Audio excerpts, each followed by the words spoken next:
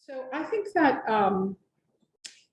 we would want to hear from Emma initially, the reasons behind the making of the documentary. You know, sort of. I mean, just take as long as you want. And I have also a very specific question about the production process, and I wanted to ask you if you would explain to us this three-pronged approach that you have in the film. So you have archival material, you have reenactments, and then you have the interviews with the activists right now. So the floor is yours. Yeah, thank you so much for having me here. I'm happy that I can participate on Zoom, but I am sad to be missing you guys in person. So the film, as Carlito can attest to, I've been working on for about 10 years, or I did, or was, you know, now it's done, so it's finished. But so I've been an activist for most of my life, and I've participated in various forms of direct action, whether it's like protest or occupations. And there was one particular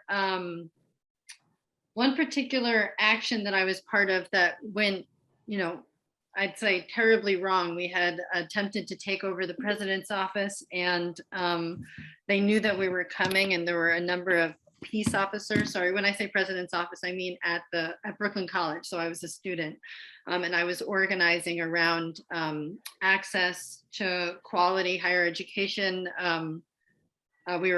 This was in 2012. So, you know, the implementation of the increase of tuition, the cuts to services, and also the spying of Muslim students that was allowed to go on for a very long time on the Brooklyn College campus, which I always want to bring up because that happened.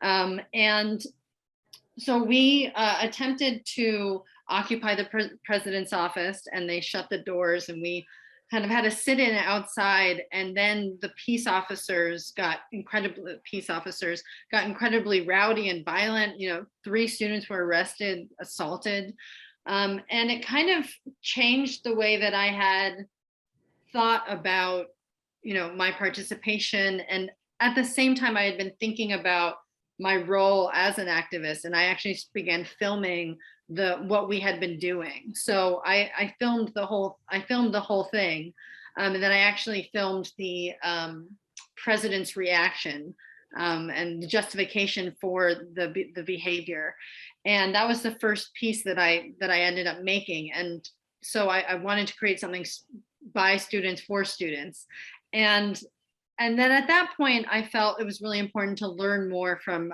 successful movements, right? So it was like there's a lot that's been done that came before me. What can I learn and what can I share? And so I started, well, it was first, what can I learn? So I started studying the civil rights and the Black Power movement with Jean Theo Harris as an independent study. And it was then that I came across the Young Lords. And I was totally blown away by their work around public health and like also successful implementation of like laws and, you know, like passing the anti-lead-based paint legislation. And then, you know, about the takeover of Lincoln Hospital, I was like, you know, at that point, there wasn't a whole lot that had been done about it. And I was just like, how'd you do that? You know?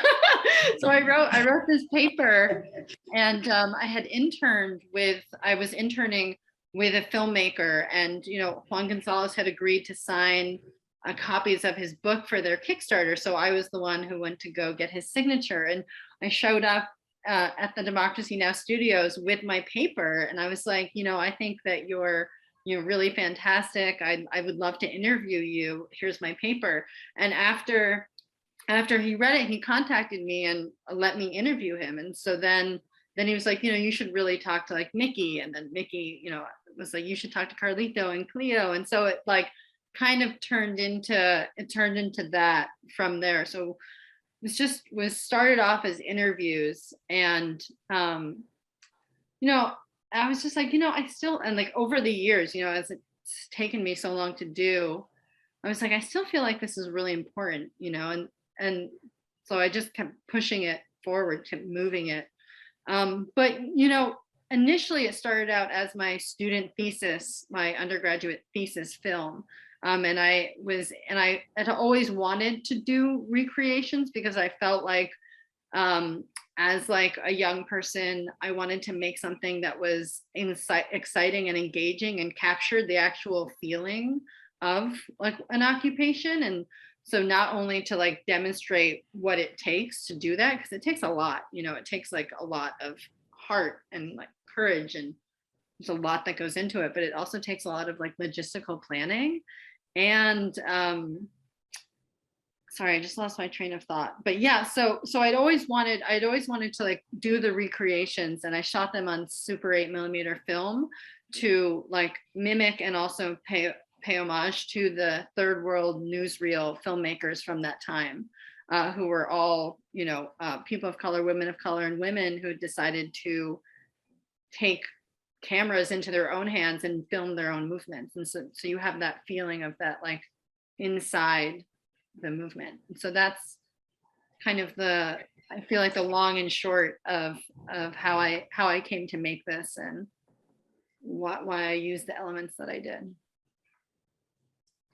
Thanks, Emma. You know, I will just step back because Adriana and Ivan and Carlito have actually prepared a show. So, so you have questions and you have comments and you have been in contact, and I'm just here to facilitate that if I can. I just need to be. At the risk of jumping in before Carlito, who certainly knows so much that we want to learn from, I'll jump in and kind of share some of the thoughts I've been harboring, and some of the ways in which I find this to be a remarkable document. First of all, saludos todo el mundo. My name is Adriana Garriga-López. Soy de Santurce, Puerto Rico. Born and raised, cangrejera, and I'm coming at you from Kalamazoo, Michigan. So it's my pleasure and honor to be here with you. Thank you for the invitation. Thank you, Emma, for the film. And most of all, greetings to everybody in the struggle.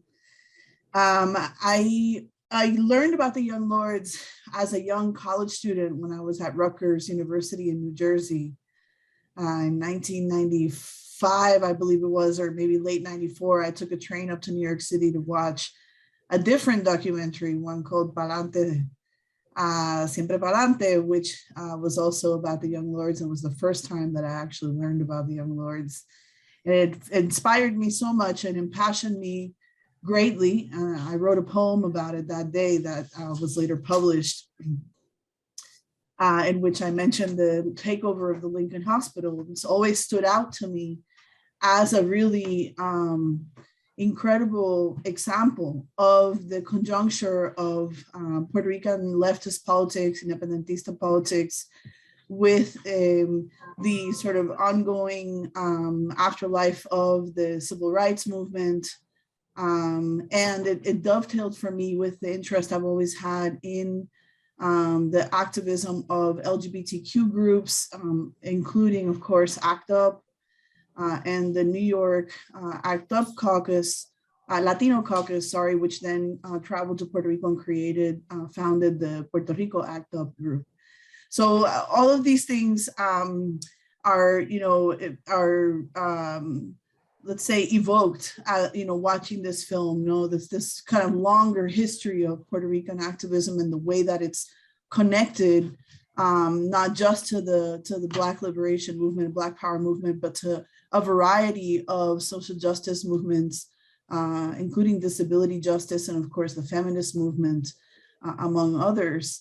And one of the things that really stands out to me watching it again tonight is the ways in which this generation of Puerto Ricans that really traveled to New York City, moved to New York City in the 1950s, were folks who had themselves, some of whom were participated, had been engaged in a constitutional process that was taking place in Puerto Rico from 1948 to 1952, in which the people of Puerto Rico had declared as part of the Constitutional Assembly that healthcare was a right and not a privilege.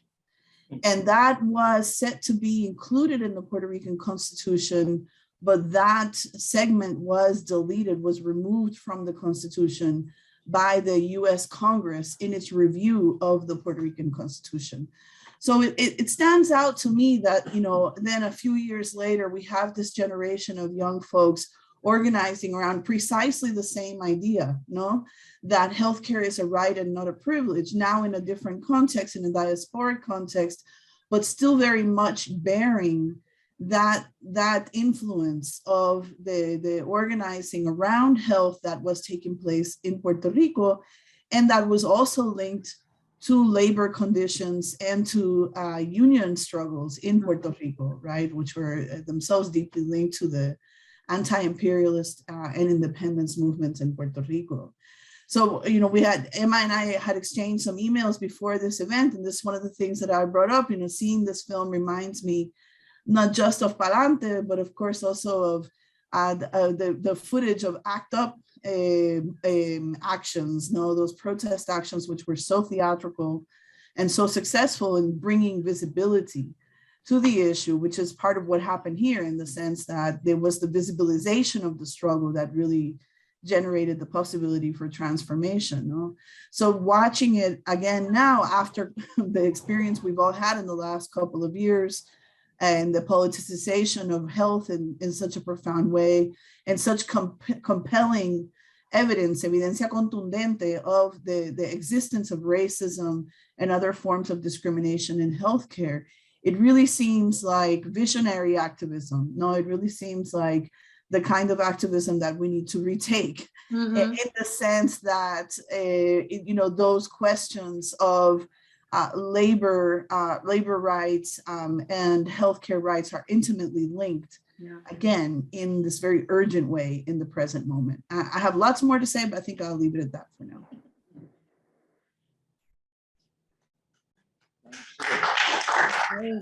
That was so beautiful. Yeah, absolutely.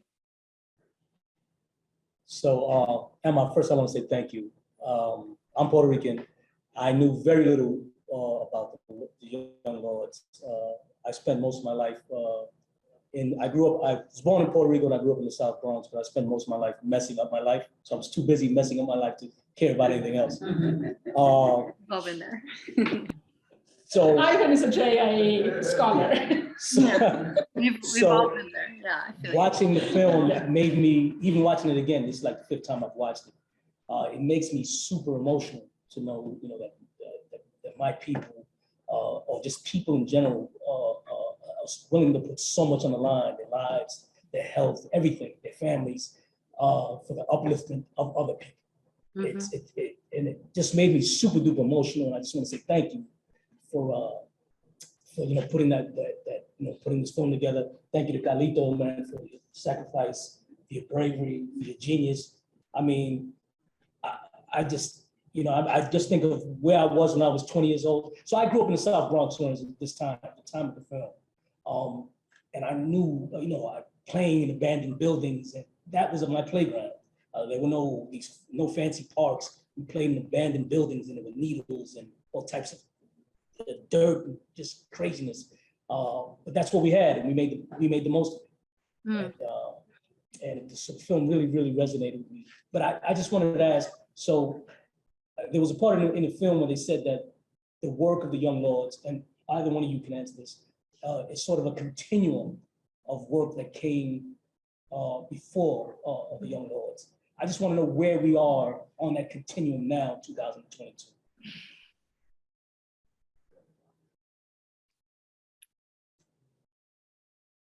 I guess it's my turn, right? Yeah. Well, first and foremost, it's not a big secret. I'm Puerto Rican. Okay, and that's 101%, because I was willing to throw down my life for Puerto Rico back then, and I'm still willing to put my life on the line for my people. I'm still a young lord. There's a lot that we can romanticize about that event, but we were not aware that our lives were on the line, that the police wanted to kill us, okay? They wanted to kill us before the takeover, but we put ourselves in a position where they really wanted to kill us after the takeover. Because to put it mildly, we made punks of them, okay? And well, we just unveiled what the truth was, because racist killer cops are nothing but punks, okay? We're the ones, our people, our fighters, our freedom fighters, we're the bad motherfuckers, okay? Because when you repress and suppress and keep a people down, you better prepare yourself for the consequence of that. Because no matter how vicious you are, no matter how many hollow point bullets that the police have, no matter what kind of military they have, their greatest weapon is control of our minds. Let's not forget that. And the biggest threat that the young lords posed on the status quo at that time, including our fraternal brothers and sisters, the Black Panther Party, was that we have broken the chain of mental control, you see? And that is what we have to strive for today, because fundamentally, that is the essence of politics, when they're able to control your people with bullshit, okay, the way they are today. And the way they do it is by taking, certain issues and trying to, sell you the sweet smelling poison that they are feeding us right now as they prepare for another world war, okay? To speak about the takeover itself, and the film, I like to, always, and give props to Emma, because what she did, she could have been doing something else. She could have been doing a film on Goldilocks, okay? But instead, she chose to make a film of the underdogs. She chose to make a film of those who are not given grandeur by the mainstream. And that is Puerto Rican revolutionaries. So I will always give props to this system, okay? There are many different interpretations of that history, okay? And I want to make that very clear. There are many different interpretations of that history, even amongst many former young lords, okay? I'm the kind who doesn't grow hair in his tongue. So I always, go towards speaking the truth. The Young Lords were basically a communist youth organization, okay? Let me make that very clear. And for those that disagree with me, for those that, get uptight and freak out when I say that, just look at the 13-point program of the Young Lords Party, okay? And you'll find that it is a communistic 13-point program. Just read the pamphlet known as the ideology of the Young Lords, okay, for further proof. You see, and I have to emphasize that, because when there are movements who take actions, you have to explore what are the ideas behind those actions. Looking at the action itself, admiring what we did, that is not enough. You have to go into what are the ideas that went into those actions, because the ranks of power, they keep our people oppressed, they keep our homeland colonized, is founded on an idea. Is founded on white supremacy, is founded on the arrogance of imperialism, okay? So we must therefore understand what are the conceptions, what are the ideas of liberation, you know, because unless we grapple with history in that sense, we will never understand what the hell we did back then. Okay, you know, so that is important when we examine history. We need to understand why is the 1960s so sexy? It's not about pop culture. It's not about movements that all of a sudden sprung up for no reason. The United States, the ruling class in the United States was in a very vulnerable position. The reason why the Black Panther Party rose up, the Black Power movement rose up, the Puerto Rican masses rose up in Puerto Rico and here in the United States, the Chicano movement, the Native American movement. Why did that happen?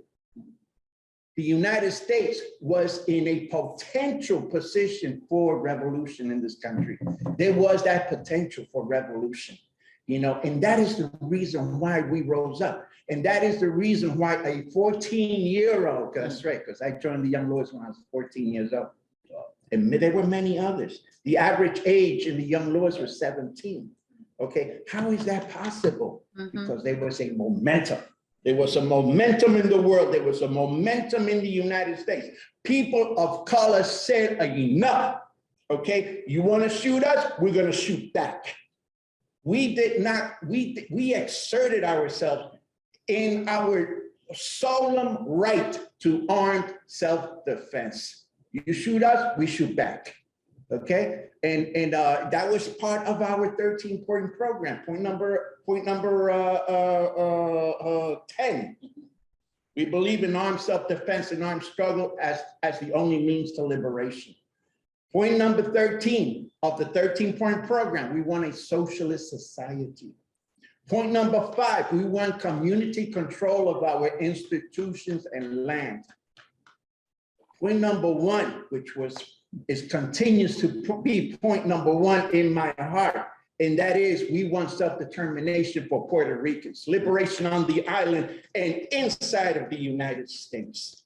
You see, so when we talk about the takeover of Lincoln Hospital, yes, we took it over because of inadequate healthcare, but let's keep in mind what was at the foundation of that. We were against the genocide of our people and how they use healthcare, the inadequacies of healthcare as the avenue of genocide.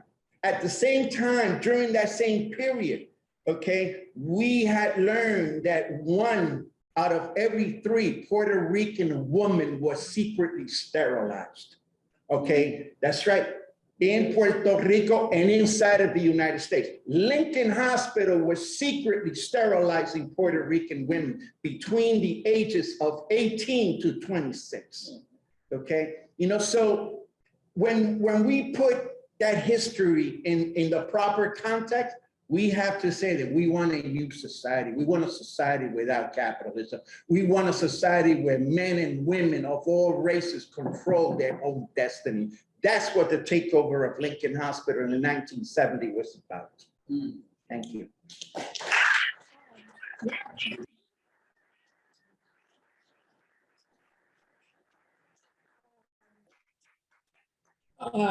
Okay, I have 3 questions and I'm not going to ask them, but I am just going to say them. I have a question about necropolitics because that is precisely what we saw with the Black Panther party, what they were fighting against. That is precisely what the Young Lords did, right? I mean, they were fighting against the necropolitics of the United States. I have a question about youth movements, which I think that is absolutely important, the way that you put it, Carlito, because that the 60s, the 70s, you know, that was the time when we went into the movement when we were 14, 15, 16, right? My parents were far more concerned about my going out to demonstrations during the junta in Greece, but not more, just as much concerned about my going out to demonstrations during the junta as they were about my going out with boys. Let's just put it, let's just do that. I mean, we're the same thing.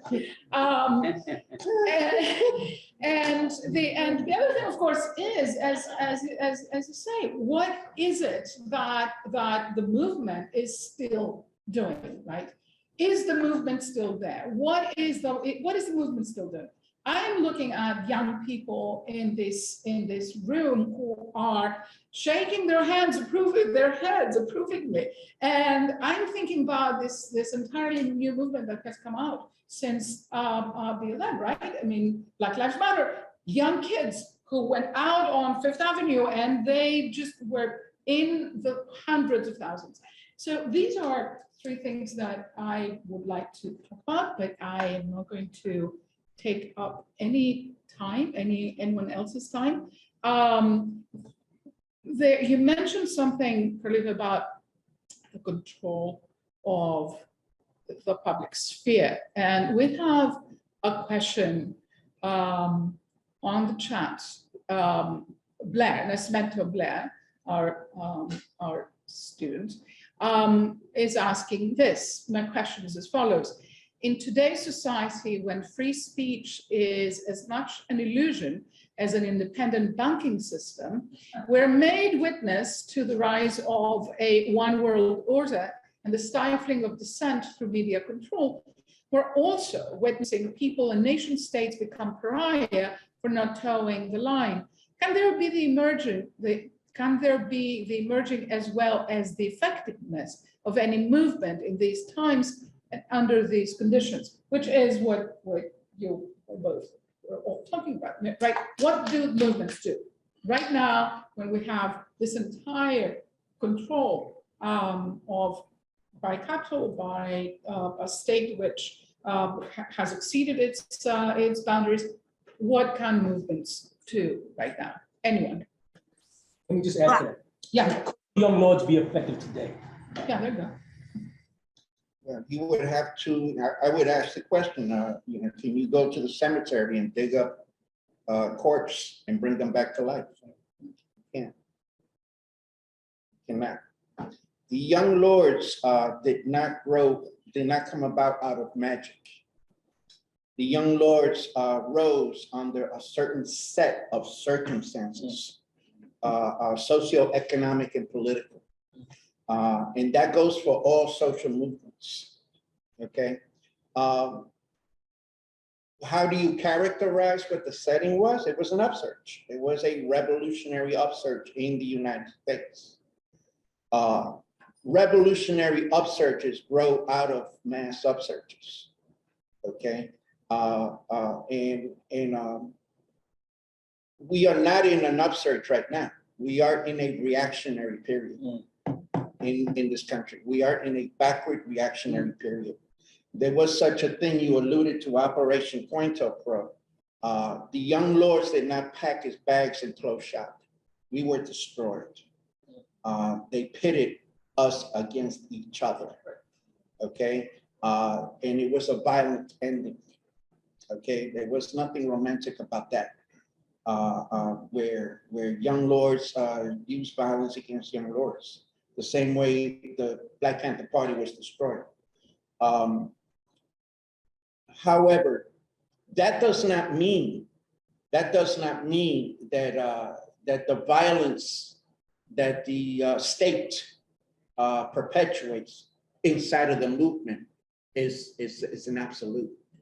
We can develop the organizational and political sophistication to prevent that from happening.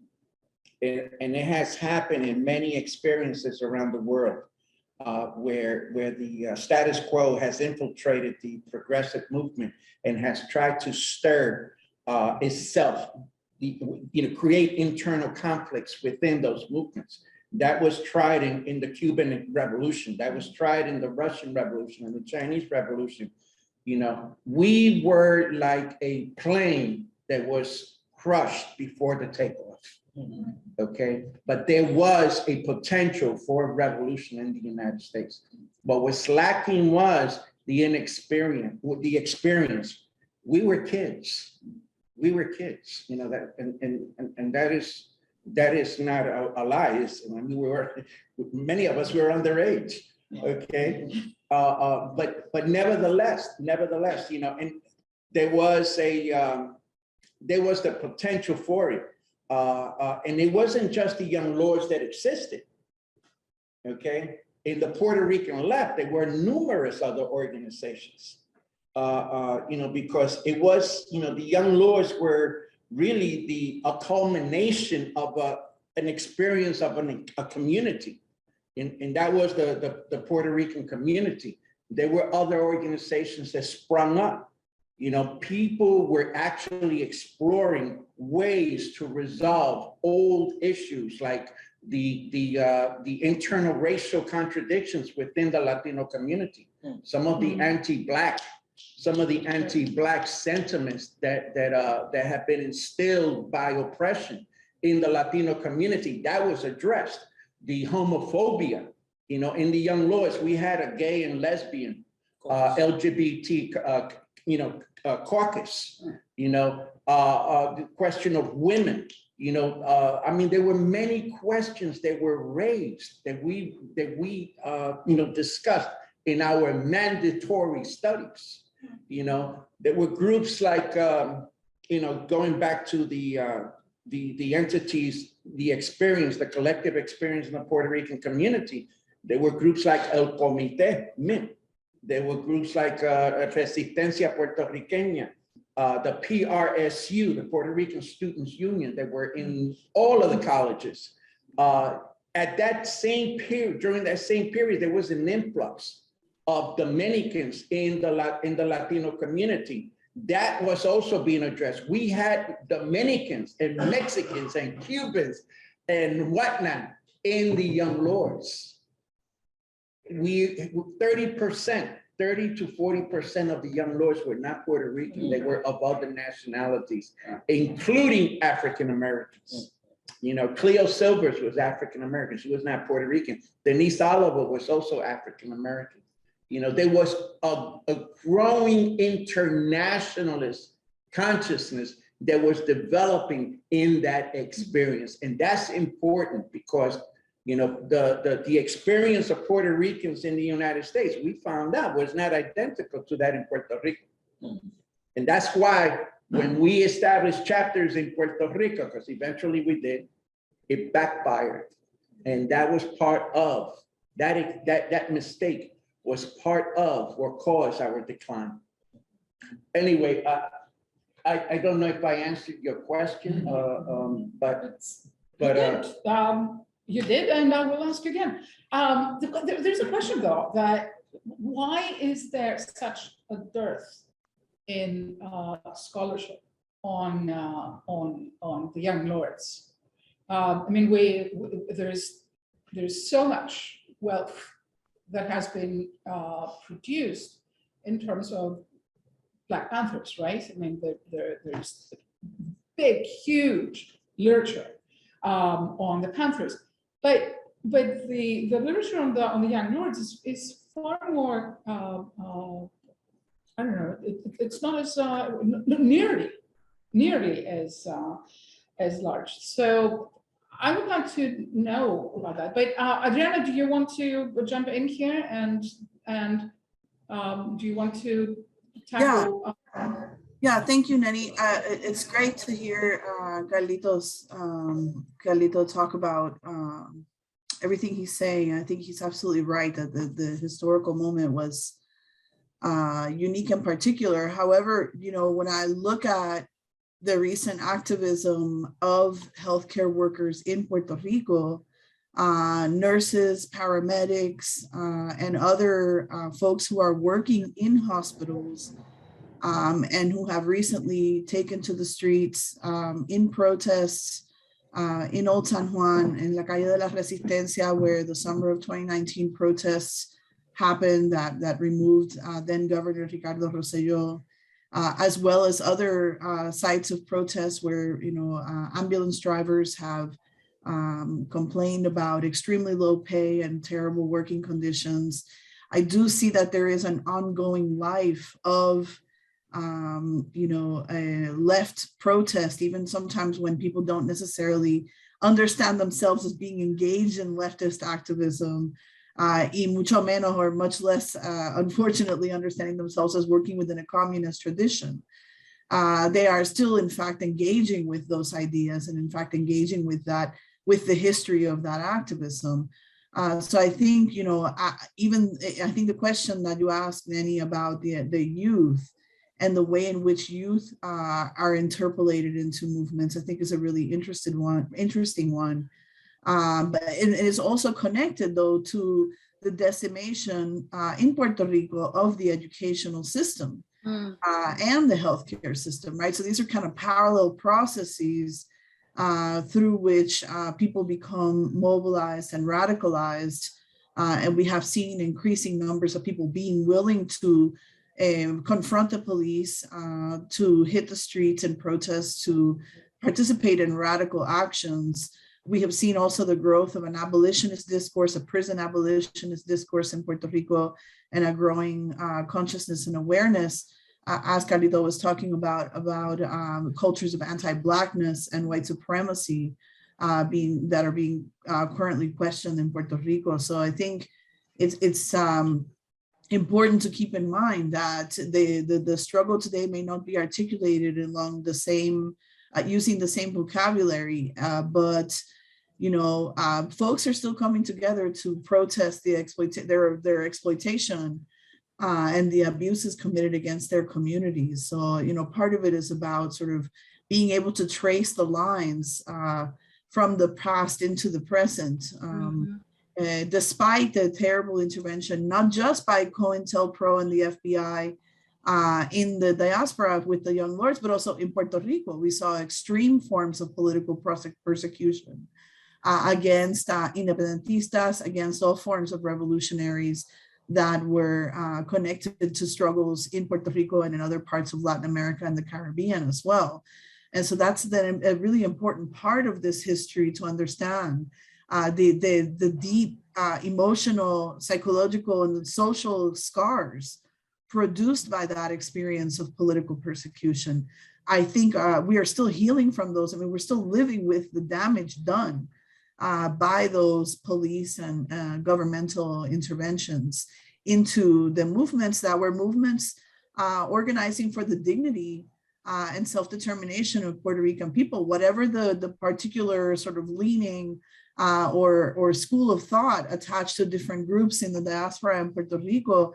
There was a unifying understanding that the conditions in which Puerto Ricans were living in, both in Puerto Rico and the diaspora, were unfair, fundamentally undemocratic, and intolerable, and they had to be transformed. And another example I'd like to bring up is the struggle for a hospital in Vieques. And we see that people in Vieques are continuing to struggle for adequate access to basic medical care. And right now there is no hospital on the island of Vieques. And we've seen a number of people die because they had urgent situations that could not be attended to because there was no hospital in Vieques and they were not able to get out in time. And so we have seen over and over how health becomes really a flashpoint where people can really unify, because we all see our people struggling. Todos tenemos un abuelito, una abuelita, somebody in our family that isn't getting the health care that they need and deserve. We all have a direct connection to that experience of a lack of access to adequate health care. And so it really becomes a point of convergence. The issue of health and access to health becomes a point of convergence in a political field that is very, very fractured. And I'm talking about the Puerto Rican left broadly conceived, right? Yeah, I mean, I think that's one of the reasons I focused so heavily, or why I focused on this, because, you know, in the 70s, you couldn't argue with what they were doing because it was about access to healthcare.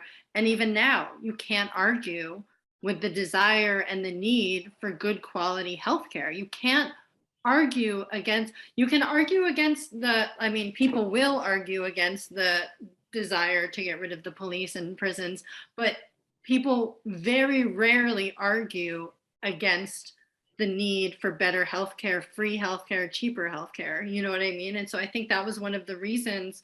And there are a number, I mean, there are so many different reasons why I focused on this particular hospital, but that was the biggest thing for me, was just like the healthcare, right? Like that's no, so few people can argue.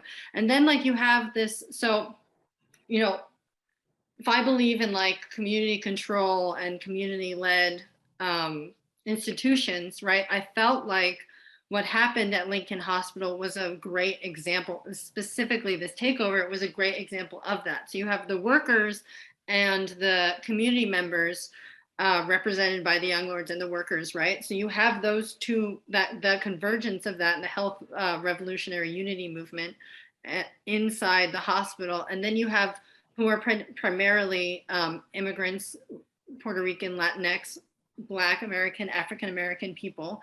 And then you have the doctors or residents who are predominantly white, upper middle class, right? And there's this synergy that happens together, right? And not everybody, and this is always the case, and this is not what I get into in the film, but like not everybody supports this action, right? Nobody will ever always support something, right? But if you can get people to support it, which many of the doctors did, or you know, some, then you have, and whether or not they agreed with what was happening, whether or not they, you know, whatever happened, they were like, cool, we're gonna, some of us will let that happen and follow what you're saying.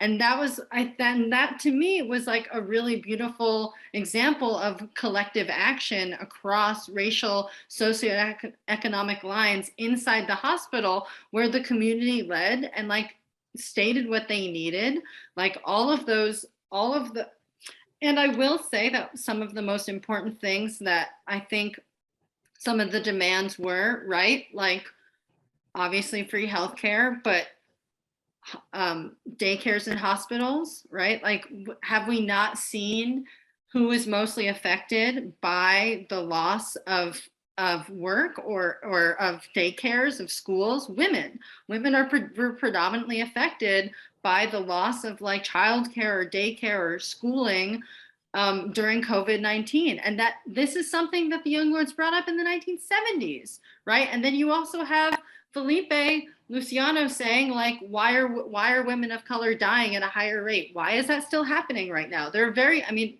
are some things that I very specifically kept in this film because they're still happening now and they were brought up back then. And so there are things especially related to women and women of color that I felt were really important. And so it's also, so the idea of this is a successful collective action, community control, worker community led, and a lot of the desires and demands, well, some were fulfilled, many were not. And that is like, and so in many ways, I'm like, here's the list of the things that we need to do now, right? Like these are unfulfilled and like they have been established, researched, demanded for by the community, like by people that are affected by it. Like, and at the same time, I would say like me, white person, we have benefited from this. And that's the biggest thing that I think is always missing from the conversation, is that white people benefit too. Patient Bill of Rights, white women benefited greatly from affirmative action, right? Like we need to like talk about what happens when we all lift up together, right? And so that's part of the conversation that I like to have with this. It's like, and you know, if you want to get selfish about it, like whatever, if that's going to make you care, like you're going to benefit too, you know. Like, whatever gets you motivated, you know. But that's like the biggest takeaway, is that like, you know, I have benefited greatly from the actions that you all took, and like, and that's not talked about. We don't talk about that. And you know, so that's, I mean, and it's often negated for, you know, like lies that have brought up, is like that you know, but that's something that I try not to engage too much with bullshit. Like, just like, that's not true. We're moving right past it. You know what I mean? But yeah, so I think those are a lot of, you know, kind of tying it all together as to like why I focused on this specific thing and some of the things that I included. And, you know, youth movements, like, we are like, it's always been done by the younger people. You know, I'm getting like, I'm like aging out, you know what I mean? So it's like, we have to pass the torch, make the connection, like keep it moving, you know, because we're not doing so well. Things are not looking good. But, you know. Okay, thank you. Thank you, Emma. Thank you for this passion. Kathy has a question, but Kathy, do you want to come up here? I just have a comment to add to something, if I might. Yeah, do you want to come up here so that everyone can, so that you can? Stand. Is that okay? No. Positions. I'm a little shy. Come on. First of all, if you consider yourself aged out, filmmaker, I have a difference with you. You don't look aged out to me. But anyway, it's spoken like a woman with white hair. But I wanted to just add something with respect to the question of what's happening now.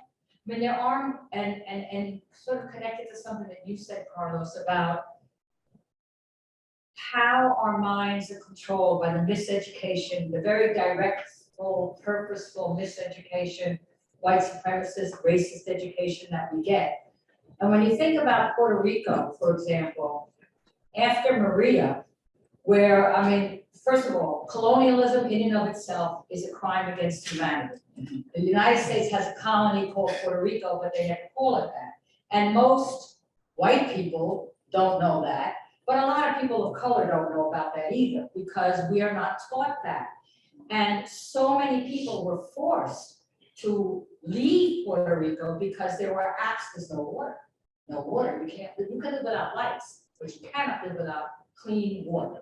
And schools have been closed, and whatever happens in the colony comes home to roost in the mother country, because what they're doing there, for example, I'm a retiree of the Department of Education, and my union leader, and I do believe in unions because it's an apple state, you get fired if you're not in a union, but he lies through his teeth because they want to privatize our Medicare. Now, don't tell me that, and the point that I'm trying to make is that they're doing this in Puerto Rico now. They're reducing pensions.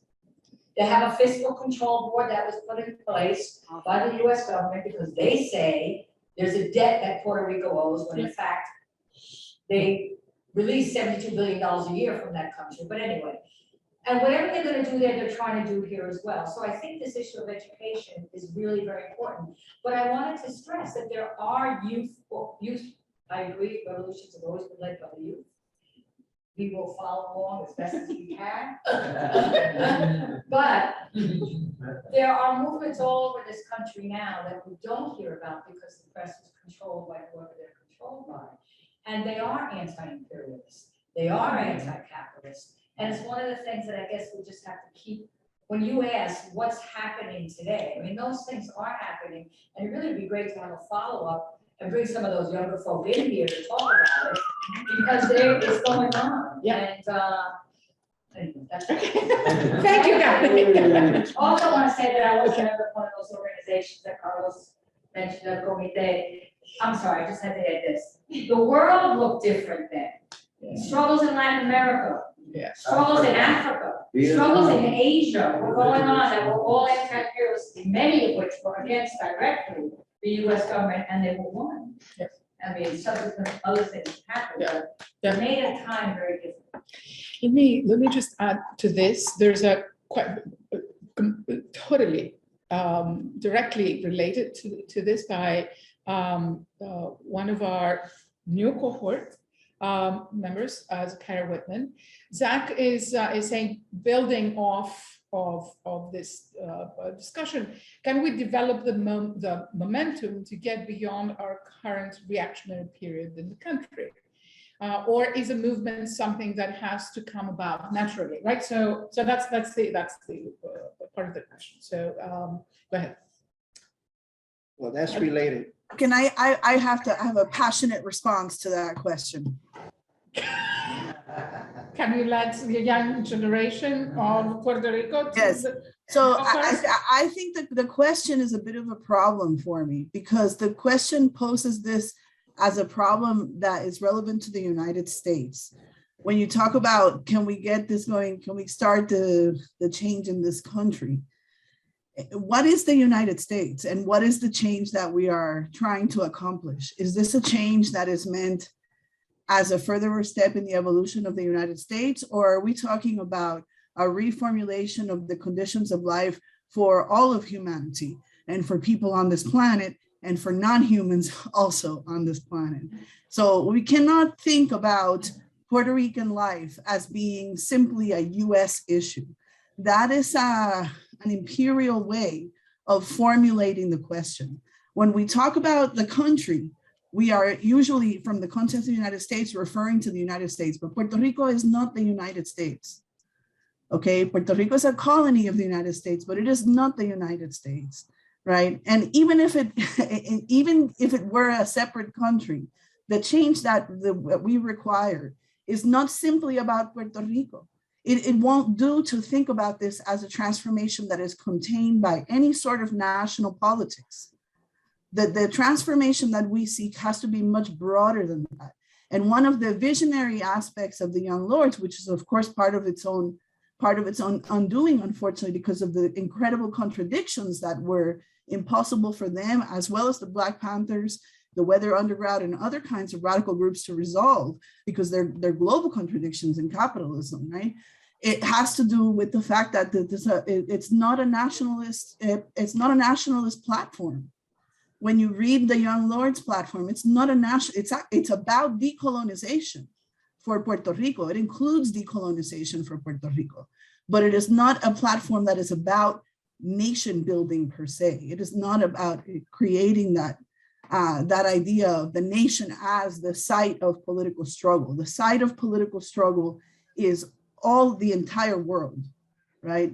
And so if we reframe the question to bring that frame forward, instead of a nationalist frame that frames it as, what can we do to make the United States better? Then I think we have a better understanding of just how complicated the task that we are really facing is.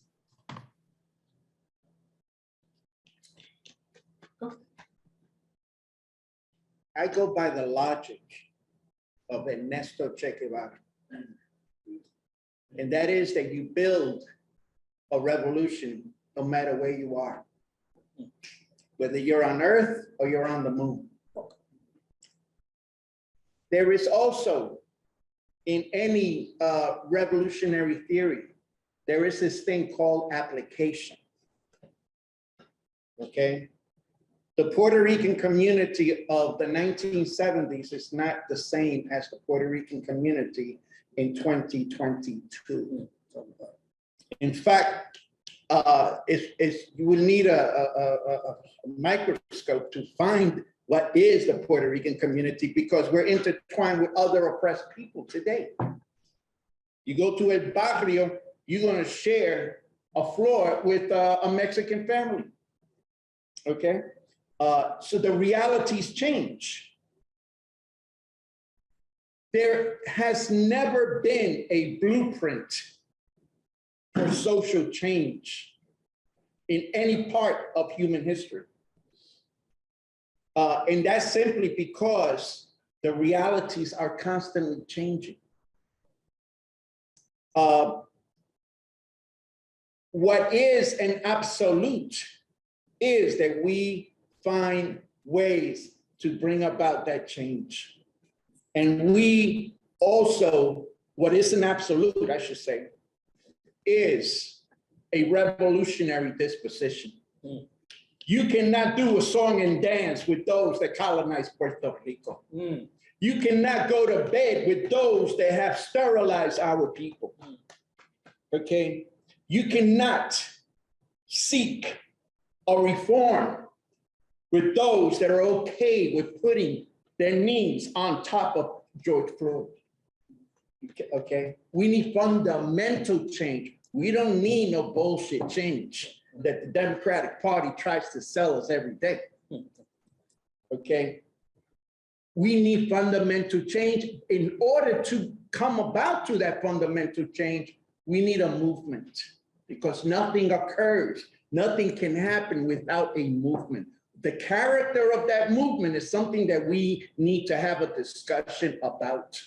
The young lords, somebody asked the question, what about if the young lords were to be revived today? It's unscientific, because it's a different reality. Okay, it would not be centered around Puerto Rico. It would be centered around the emancipation of all humanity. Okay, we would definitely, I am Boricua, that was born here, and my heart is always on the island.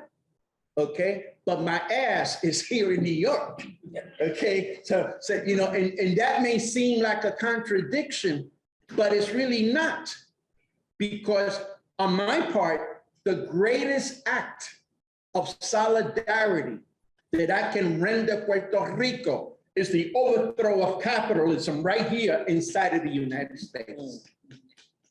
That is the greatest act of solidarity, not just for Puerto Rico, but for Palestine, for Cuba, for all oppressed people, is to weaken the main vein of imperialism right here. You see, and that is sometimes a difficulty for some of our movement leftists today to understand. You know, they're so hung up on solidarity over there, but what about what's happening here? We need to build a movement here. The Palestinians don't give a shit that much about you caring about the Palestinians over there from New York. They want you to take care of the source of Israeli oppression right here in this country. Okay, the same thing goes for Puerto Rico. Okay, and my parents, I come from Puerto Rican nationalists, and I will always, cherish my parents for giving me that sense of what being Boricua means. Okay, but I know damn well that my role being here in this country is to fight for Puerto Rico's independence by changing what exists here. You know, and on that note, understanding that Operation COINTELPRO destroyed us, let's not overlook that Operation COINTELPRO never ended. It still exists today. And what the difference is that the task is different for those agents that are those government agents that are carrying out that operation. Back then, their task was to destroy an existing movement. Today, their task is to prevent one from coming up again. See, and we have to understand that, okay? Because it's going, their attempts to prevent a movement from rising up again is going to take on many different forms. They're going to come at us with reforms. They're going to try to seduce us with reforms, and they're going to try to cause internal frictions and confusion with Bochinche. Okay, they have all kinds of weapons, and what's going to repel their attempts is for us to build organizational and political sophistication and understand the new reality that we live under today.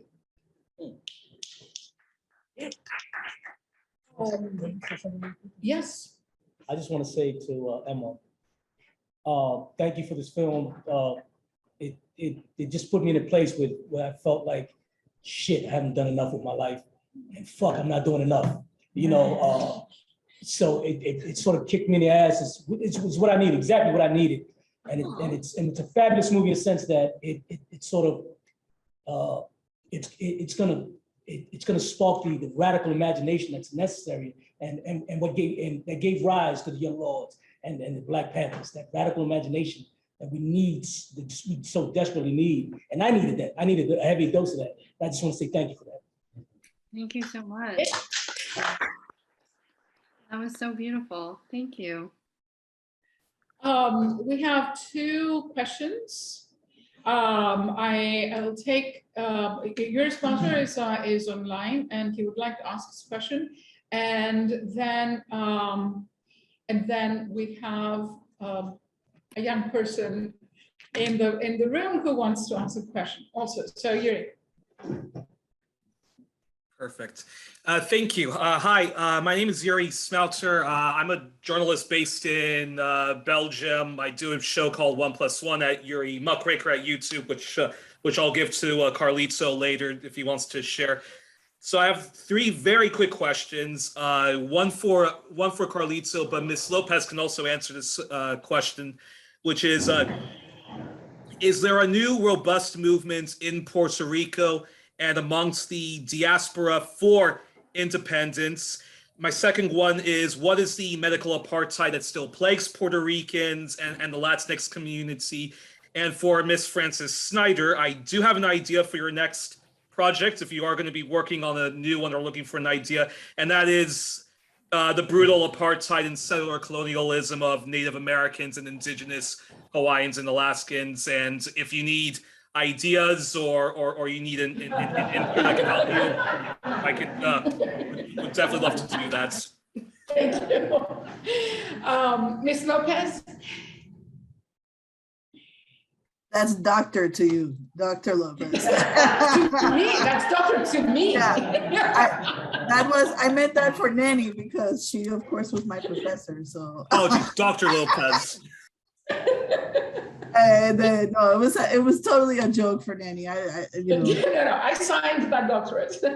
And she actually signed the paper that made me a doctor. So thank you for the questions, Yuri. I'll do my best to answer here, but I think you know that you could get a lot of different kinds of answers to that question. The ideal of independence for Puerto Rico has never died. It is still very much alive, and it is something that people struggle for every day. And there are many of us who still feel, as Carlito said at the beginning, that we would lay our lives down for this ideal. And so this is not in any sense a historical artifact. It is very much alive, and it's very much something that people organize their lives around, their entire lives around. And we see many, many, many activists in Puerto Rico very, very bravely protesting the imposition of the incredibly undemocratic austerity regime established through Promesa, the legislation known as Promesa in 2016, passed in 2016 under Obama's administration. And which has created a condition of profound socioeconomic lack, which has decimated the educational system, shuttering over 500 schools in the last 5 years. And it has also destroyed the healthcare system by limiting the access to resources and by creating conditions that have pushed hundreds and hundreds of doctors and other healthcare professionals off the island, where they can make 3, sometimes 4 times as much as they make on the island. And this has to do with the conditions generated by the Congressional Doctrine of Unincorporation and the way that federal healthcare dollars are appropriated and spent in Puerto Rico. The limitations placed on that are based in a cap that hasn't been renewed since 1967. And of course, Puerto Rico was not included in the provisions of the Obamacare or the Affordable Health Care Act. So there's many ways in which institutionally Puerto Ricans are systematically shut out of accessing public health care funds and adequate health care. And I do believe that it is a situation of medical apartheid, and the way that Puerto Ricans deal with that is by generating organizations and networks of mutual aid and self-care, mutual care. Entre Cuidos, as Colectivo Ile, one of the Afro-Puerto Ricans cultural collectives has been referring to it as Entre Cuido, the care between us, the way that we care for each other. And of course, all manner of radical health coalitions. We saw that after COVID. We saw the creation of networks and organizations that stepped in to fill the voids left by the necropolitical colonial state in Puerto Rico, which since Maria has been engaged in a process of cultural genocide through abandonment of the population and population displacement by creating tax incentives to move wealthy white so-called investors are not really investing in anything other than their own wealth. But there has been a recolonization of Puerto Rico by people who can afford to get their healthcare elsewhere and to fly out of Puerto Rico when they need to go see a healthcare, when they need to receive healthcare services. So the ideal of independence is still very much connected to these struggles for social justice, although it's articulated by different people in different ways. I mean, there's as many divisions within the Puerto Rican left as there are within the left anywhere. The anarchists, the feminists, there's sort of, a broad array, right, of different leftist groups that articulate the demand for decolonization in different ways. And one of the conversations is around what does independence mean today, or what does decolonization mean today, right? And that's a very broad, open debate that's taking place. And there are very contentious arguments around that. For example, some people arguing that statehood for Puerto Rico could be seen as a form of decolonization. I completely disagree with that idea. And all that one has to do is look at the experience of the Hawaiian people, the Alaskan people, to see what statehood means in regards to the colonial process. It really means an intensification of the colonial situation. So I think there's no way that Puerto Rico and Puerto Ricans are going to achieve control over healthcare resources without political sovereignty, without some amount, not some amount, but without political sovereignty. It just isn't going to happen. It's not that it couldn't, but it actually isn't going to happen, because the priority for the United States Congress is always to maintain Puerto Rico in a situation of political subordination, which is fundamentally undemocratic, right? It's actually a situation of colonialism, and that generates the need for decolonization. That generates the need for an independence movement. But that can be articulated in a variety of ways, through different kinds of ideals. But there are lots of young folks today who are engaged in many different avenues of this work, and through those different avenues coming up against the colonial infrastructure that has to be destroyed, right? So there's young folks that come into social struggles through queer feminism, for example, and in their engagement with that, eventually they come to realize the ways in which the political economic structure is limiting the life of women and queers in Puerto Rico. There's other folks who come into the environmentalist movement, are doing environmentalist work, or prison abolition work, or anti-racism work.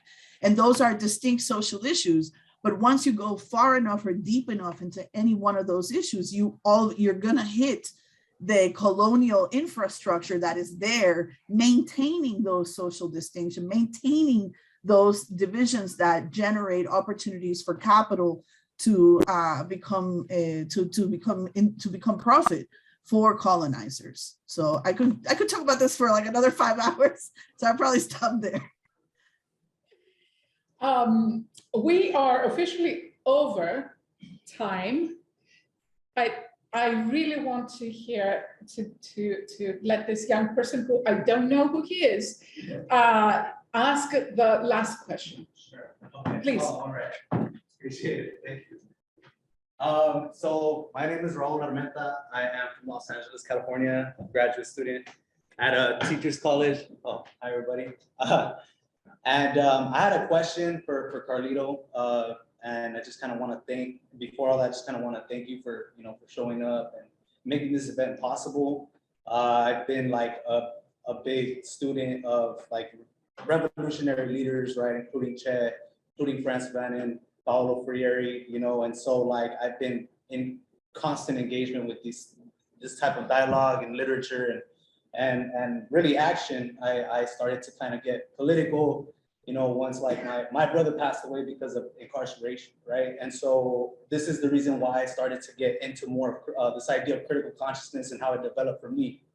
So me having these lived experiences and these conditions that go on, I start to notice that there's a lot of like division in this idea of non-profitization, right? Where like I try to help build or contribute to movements, but I noticed that funding is a little weird, right?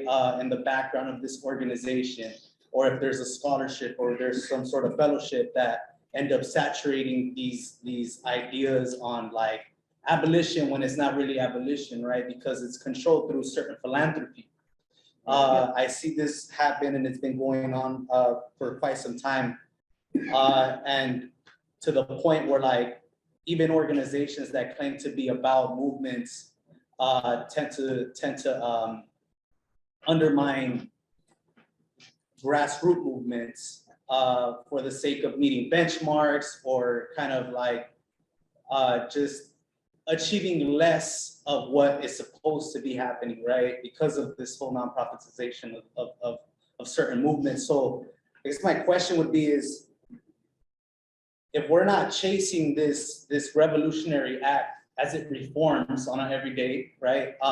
Especially considering, you know, especially considering that like the youth today cannot fathom the idea of change if it consists of violence. We have this very non-violent structure and it's very non-militant, but it pushes us from this idea of that wasn't us in the past. Like that has to happen. It's a dialectical materialism type of thing to happen. So what can we do on an everyday basis, on a practical basis for those who aren't directly impacted, right? For specific white folk that are in the room, what can they do? What can we do to kind of, what can we do also to kind of have this practice of doing everyday changes on our everyday lives?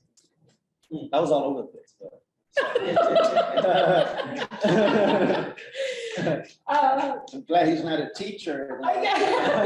He will become.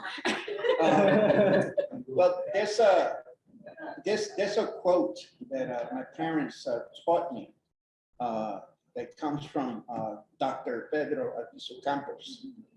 And that is that you have to cook with the potatoes you got. Right. Okay. You know, like I said before, there is no blueprint to bringing about human emancipation. Non-profitization came about as a result of the struggle. That's right.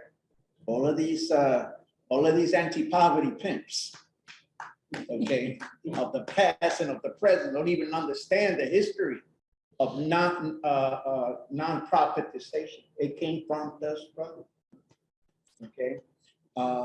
But when you do not have a movement, when you do not have an organized militant movement in all of its facets, and I say all of its facets so I don't have to say its armed attachments, then what the movement produces is like a horse running loose in the pasture without any kind of reins. It'll go out of control and it'll become an appendage of something. And if it's not an appendage of a people's movement, it automatically becomes an appendage of the oppressors. And that is why today, non-profitization, I have a hard time with that word. Has become a weapon used to further our oppression.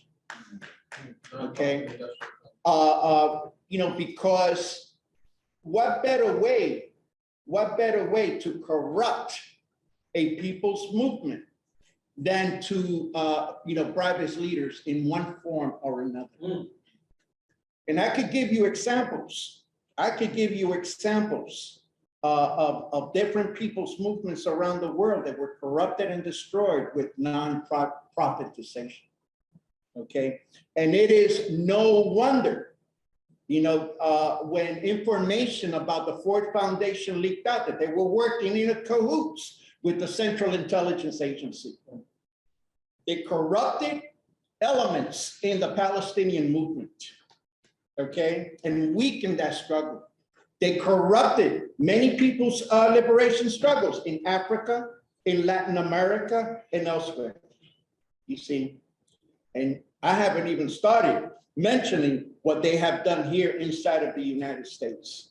It is the reason why in the rules of discipline of the Young Lords and the Black Panther Party, we had a very strict rule that we did not accept any kind of funding for that reason. Now, I have no problem with receiving a check, okay? As long as you don't tell me shit about what I'm gonna do with the money. Okay? You know, my parents, you know, they had a very, I would say, strange kind of task when they were members of the secret committee of the Nationalist Party here in New York. They used to raise funds for the Nationalist Party. And I always wondered, you know, throughout my life, because I knew that they used to organize fundraisers. But it wasn't until I became an adult and became old that the old timers told me what used to happen with the money. They used to buy guns for the Nationals, you see. And they did it by selling, you know, pasteles. They did it by having dances and charging at the door. They did it by different legal means, you see. You know, the point is that there is no blueprint for us to achieve, you know, and succeed in our solemn struggle for liberation. We do whatever it takes, you know, because what's important is that we stick to the prize, and that is a free Puerto Rico. That is a United States where Black people will achieve their reparations, where Native Americans will be treated with respect and receive reparations for what was done to them. You see, that is what we have to keep in mind. And we have to be prepared, and by keeping our hands on the stick and change gears as we go along in the road of time. I think that this is the perfect moment to feel hopeful and raise whatever it is that we want to raise, left arm, right arm. I want to remind everyone that we have a photo exhibit right next door, and we have a lot of food downstairs. And at some point we should let people go home also. Yeah, that's one. But we hope that hopefully this discussion will go on. You don't have a question. No, I just have a quick statement because you asked a few questions was unanswered. You asked about movements. Practically every movement today is inspired by the Panthers and the Young Lords. Yeah. One of my uncles came home, Eddie Ellis, and the Panthers and the Young Lords created the credible message movement. Even Test and Trace going door to door was modeled after the Young Lords. Yeah. And so a lot of the movements don't give credit from who it really came from. I created 12 academies, all based, Carlito teaches them. You know, this is a system that is still ongoing, right. And they still do the work today. You can still go every Saturday to the People's Church and get free food and get healthcare and a virus. Yep. And so the credible messaging movement, a lot of other movements, all these other movements were created from the Panthers and from the Young Lords and from those organizers. So I just wanted to just state that because it doesn't get a lot of credit. Let's not forget that. Thank you, Father. Thank you very much. Okay, so next door, downstairs, next door again, downstairs again, and at some point we'll go on. Thank you very much, everyone.